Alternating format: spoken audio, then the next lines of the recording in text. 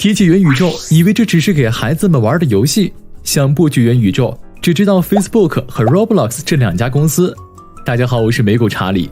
就在上周 ，Facebook 宣布将公司改名为 Meta。不管你对这家公司的印象如何，这次改名确实又让元宇宙这个概念火了一把。其实关于元宇宙这个话题，查理一直非常犹豫，用什么样的角度来和大家一起探讨。一方面是因为在查理看来，元宇宙这个概念在商业范畴的定义还很模糊，还有一些噱头的成分。另一方面是因为一提到元宇宙，很多人都会认为这就是给孩子们玩的虚拟游戏，又或者会联想到 Facebook 和 Roblox 这两家公司。而讨论这两家公司的视频已经不少了。熟悉咱们节目的老观众都知道查理一直都希望能给大家带来不一样的观点干货，所幸这几天做了一些元宇宙相关的调研，还真的让我对它有了新的认识。所以今天我们就做一期视频，对元宇宙来个全面的介绍。同时查理还给大家准备了行业分解图，上面涵盖了相关的10几家公司供大家参考，一定要看到最后，保证让你对元宇宙有新的理解。如果你是第一次发现这个频道，也喜欢美股投资，欢迎订阅我们的频道，每周2期视频，帮大家发现美股好公司。当然了，本视频只作为交流学习的目的，不构成任何投资建议。话不多说，我们开始吧。首先，什么是元宇宙呢？这个概念起源于《雪崩》这部小说，它是一种虚拟世界的终极状态，所有人都同时连接到这个世界，永远在线。不知道大家有没有看过《黑客帝国》这个电影系列？生活在元宇宙，就像电影里面的人一样，在虚拟的世界里面生活，在里面上班、娱乐、炒股票，就和真实世界并无两样。当然，我们如今的元宇宙还没有这么先进，既没有那么真实的感官回馈，也没有脑机接口，或者至少现在还没有，直到有一天马斯克做出来。虽然这些都是很酷的概念，但是落实到公司的商业行为上，现在对于什么是元宇宙公司还没有一个明确的定义。有的公司很喜欢说元宇宙这个词，比如 Facebook， 也有的公司从来都不喜欢使用元宇宙这个词，比如苹果。有记者问过苹果 CEO 库克，苹果在元宇宙有什么布局？库克回答，我们在做增强现实 AR， 我们只会叫它 AR， 它就是 AR。 如果你问查理对元宇宙怎么看，查理想用李开复先生的一句话来概括，我们总是高估技术的短期效应，而低估他们的长期影响力。这句话是什么意思呢？别着急，查理给大家讲个故事。查理记得刚听到比特币这个概念时也是这样，当时是2013年，比特币价格一度被炒到了1000块一枚。换到现在，咱们如果看到比特币变成1000块了，肯定马上进去抄底。不过那个时候，这个价格对大家来说已经是天价了。然后仅仅1年时间内，比特币经历了崩盘，价格一路下跌到300多，市场一时间对比特币失去了信心，查理也把它给忘了。直到2017年的时候，比特币又开始一路上涨，一直涨到了18000。正当大家认为虚拟货币的时代终于来临时，又是一次令人惊心胆战的暴跌。查理当时身边也有不少朋友因此赔钱。但是如果你一直坚信比特币的未来，随着今年世界上第一个追踪比特币的 ETF 上市，加上币价再创新高，没有选择退场的你或许赚到了一桶金。经历了将近10年，主流市场才真正认识到虚拟货币的价值。查理想给大家分享这个亲身体会，是因为在我看来，元宇宙很可能会经历类似的周期。这个概念现在被媒体捧得太高，相应的公司估值也太高，而一段时间之后，人们会发现现在的技术还达不到完全元宇宙的状态，渐渐的就把它给忘了。但如果我们把眼光放长10年或者20年之后，现在的这些设想可能都实现了。所以作为投资人，不管我们短期内会不会投资元宇宙这个概念，作为一种世界的可能发展的方向，我们都要对它有足够的了解。因此今天给大家介绍的这几家公司都有这么几个特点。第一，我们不提 Facebook 和 Roblox 这两个大家都已经很熟悉的公司了，说点大家没听过的干货。第二，因为元宇宙是一个长线的投资，对它的投资需要我们的一点想象力，把眼光放长。第一家公司微软，股票代码 MSFT。可能有的观众会奇怪，一般提到微软都是想到企业用户、办公室软件这些词，怎么会和最流行的元宇宙挂钩呢？别着急，等查理好好跟你分析一下，你会发现微软和元宇宙相关的东西一点都不比 Facebook 少。首先，很多人都把去年2020年看作是元宇宙的元年，原因就是 Facebook 发布了第2代的 Oculus Quest 2。第2代的 Oculus 在使用体验上大幅提升，得益于强大的性能，用户可以在没有一台高配置电脑的前提下就体验到 VR 的乐趣，而售价只有$299。对大部分普通用户来说 ，Oculus 不管是从性能还是从售价来看，都是体验 VR 世界最好的选择。可好多人忘了的是，微软也有自己的硬件设备，那就是 HoloLens。当然，之所以被人遗忘，是因为现在的 HoloLens 主要是针对商用市场，价格昂贵，并没有针对消费者的版本。而主打商用的市场，是因为 HoloLens 主打的并不是 Facebook 强推的虚拟现实 VR， 而是混合现实 MR。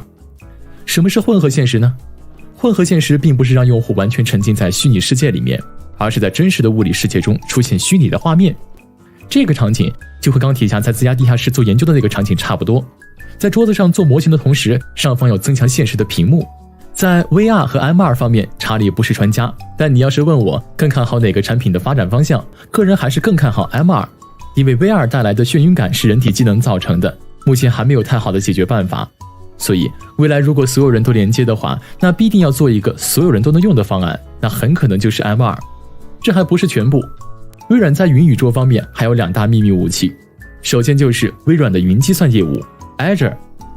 微软的 CEO 纳德拉在今年5月的开发者大会上，把一系列的 Azure 产品形容成一个元宇宙平台。确实 Azure 的很多业务都可以帮助到元宇宙的创作者，比如大会上重点介绍了 Azure 的数字孪生相关产品。这里简单的给大家介绍一下数字孪生的概念。简单来说，数字孪生就是在一个设备或系统的基础上创造一个数字版的克隆体。那可能有的观众会问，这不就是一个 3D 模型吗？有什么特殊的？那其实不然。相比于普通的 3D 模型，数字孪生体最大的特点在于它是对实体对象的动态仿真，也就是说数字孪生体是会动的，它动的依据是来自本体上面传感器反馈的数据，同时数字孪生模型中的数据也可以回传给物理本体。什么意思呢？给大家举个例子，福特高管希望确定底特律一家设施的潜在瓶颈，他没有乘坐飞机飞往底特律做实地考察，而是利用数字孪生创立的模型，在虚拟世界中来到工厂的1楼，实时数字双胞胎机器正在他面前运行，上面投影了每小时的能源成本、维护成本和输出率的分析。根据这个数字孪生模型产生的分析结果，这名高管做出了工厂的改进建议，因为他知道这些数字和验算结果是准确的。这个工厂的数字孪生体所反映出的所有数据和物理世界中的工厂是双向互通的，所以元宇宙不只是给孩子们的游戏，在真实的商业场景中也有真实应用。微软的第3个秘密武器就是旗下的游戏 Minecraft。 如果说 Roblox 被看成是元宇宙的代表，那查理认为 Minecraft 也应该算是元宇宙。这2个游戏都属于沙盒类游戏，在 Minecraft 里面，你可以加入别人创建好的世界，也就是服务器，也可以创建自己的服务器，建设自己的世界。如果你有 Oculus， 在我的世界中还可以有 VR 的沉浸式游戏体验。当然，查理也不是说 Minecraft 就和 Roblox 完全一样。如果我们抛开单纯的游戏体验， Roblox 在给游戏开发者的自由度上和游戏内的社交属性上都比 Minecraft 更适合元宇宙的发展方向。但毕竟 Minecraft 作为一个有着超1亿玩家的游戏也是不容小觑。如果微软真的拥抱元宇宙的话， Minecraft 还是有很多可以发展的空间的。第2家公司英伟达 NVDA。 如果说 Facebook 和 Roblox 为元宇宙提供了一个基础功能，或者说一个平台，那么 NVDA 的芯片就是这些平台的基础设施。如果要做到完全沉浸式的元宇宙，下一代的图形处理技术将会非常关键，而 NVDA 在图形处理领域的高性能计算能力可以说是业界领先的水平。此外，除了在芯片方面的布局以外，英伟达也推出了自己的实时仿真和协作平台 Omniverse。Omniverse 主要面向企业用户。如果说 Roblox 是孩子们的元宇宙的话，那 Omniverse 就是工程师的元宇宙。在这个元宇宙中，工程师可以创建有着和真实世界完全一样的物理规律的世界。比如 Omniverse 的大客户之一宝马，就使用这个平台做出了整个工厂端到端的数字孪生，也就是虚拟的工厂模型。还记得刚刚介绍过的数字孪生的概念吗？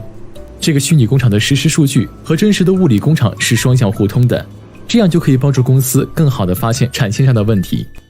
英伟达通过 Omniverse 将虚拟世界带入了更广泛的实际生产中，进一步解放了生产力，让元宇宙概念有了真正意义上一定程度的落地，并且实现了多个领域的降本增效。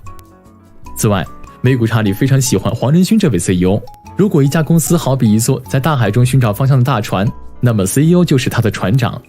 只有船长做出正确的判断，加上船员们的齐力配合，才能把船驶向正确的方向。而愿景和执行力这2点，黄仁勋都有。在方向的选择上，老黄2次都选对了。1999年，英伟达推出了世界上第一个图形处理器，也就是咱们现在所说的 GPU。大家并不理解这项新技术的应用范围，当时并没有人看好。而在 AI 时代来临的时候，黄仁勋又带领英伟达 all in 深度学习领域，再次让公司的产品取得领先。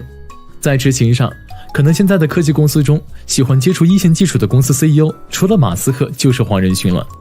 其实查理有机会特别想给大家做一期视频，是讲商业故事的。如果我开一个副频道，不讲股票，主要说一些值得我们学习的商业故事，大家会喜欢吗？请在评论区告诉我。最后一类公司其实是一个集合，那就是各种网络服务公司，比如做身份认证的 OKTA。在 Facebook 发布会上有这么一个场景，几个人都戴着 VR 头显，在一个虚拟的会议室中开会。在这个会议中，你的身份就是那个会议室中的虚拟形象。但如果有一个人把你的 VR 头显戴上了，假装是你呢？所以，如果真的要做到让特定的虚拟形象来代表我们，那么有效可靠的身份认证必不可少。再或者，如果要达到每个人无时无刻的连接到网络之中，那对低延迟的网络环境要求非常高。这时候，像 Fastly 和 Cloudflare 这样的公司就能派上用场了。除了低延迟网络，这家公司在今年的10月1日宣布开放以太网关和 IPFS 网关的内测，股价也在发布之后短短1个月内暴涨了70%。这个背后的技术原理解释起来比较复杂，大家可以简单的理解为，网关就好像是不同网络协议的大门，而 Cloudflare 就打算把传统中心化大门和去中心化大门连接起来。这个产品如果真的做成了，那么现在去中心化的应用可以更简单的普及到我们现在的工作流程中。如果我们继续发挥想象力，在元宇宙中人们都是用虚拟货币和 NFT， 那是不是也要投资 Coinbase 呢？又或者如果需要大量的 3D 建模，是不是需要像 MTTR 这样的 3D 建模公司呢？这一系列的公司比较多，查理把它们按照公司特点进行了分类。想下载这个行业分解图的朋友，可以在视频下方找到链接。说了这么多家公司，查理还不得不提到一个最近很火的 ETF， 那就是 Meta。话说 Facebook 刚刚宣布改名的时候，查理还以为以后的代码就要改成 Meta 了，结果发现已经被别家公司用了。而抢到 Meta 这个名字的，正是我们要介绍的这支 ETF。顾名思义，这是一家专注投资元宇宙方向的 ETF， 旗下的重大持仓几乎都是相关科技股，英伟达、Roblox、Facebook、微软、Snap、Unity、Autodesk 都是我们耳熟能详的几只科技股。虽然从持仓来看，旗下的公司也确实都是一些和元宇宙紧密相关的公司，但是基金 0.75% 的管理费，加上刚刚上市，基金盘子还比较小，现在还不能说适不适合我们买入长持。可能我们自己直接买入这几家公司，或者考虑其他成长性科技股 ETF， 比如 ARKK 和 ARKW 都会是值得考虑的选项。短线来看，查理感觉这种高成长性科技 ETF 现在都是在估值非常高的水平，所以一定要小心谨慎。但如果我们长线持有的话，那是不是买几个重点的龙头公司，或者管理费更低的 QQQ 更好呢？这个问题我们可以根据自己的风险偏好来回答。好了，不知不觉说了这么多，整体来看，在竞争激烈的美股市场中，每过一段时间都会有一个投资的主题诞生，比如去年是电动车，今年就是元宇宙。这些主题有的是新概念，有的只是新瓶装旧酒。查理做了这期视频，是希望能让大家对元宇宙有多元角度的认识。元宇宙不只是 Facebook 和 Roblox 这2家公司，也不只是小孩子们玩的虚拟游戏，像我们举例的孪生数字模型，都已经开始在很多工业场景中开始应用，也确实带来了效率的提升。又或者我们刚才提到的 MTTR， 查理在最近很多看房的网站上体验了他们的产品，效果确实不错。不过和大家介绍这家公司，并不是想告诉大家赶紧买入，毕竟现在很多公司都处在一个高估值水平，我们需要在概念上对他们有个认识，然后持续关注。这就类似于刚才查理讲到的比特币的例子，有些元宇宙的公司很可能因为媒体的吹捧，短期内将市值炒到一个很高的水平，然后回落。而当人们把元宇宙这个概念忘了的时候，这些公司又开始悄悄崛起，往往也是投资最佳的时机。总而言之还是那句话，人们总是高估技术的短期效应，而低估他们的长期影响力。只有了解的越全面，自己的预估才会越接近预期。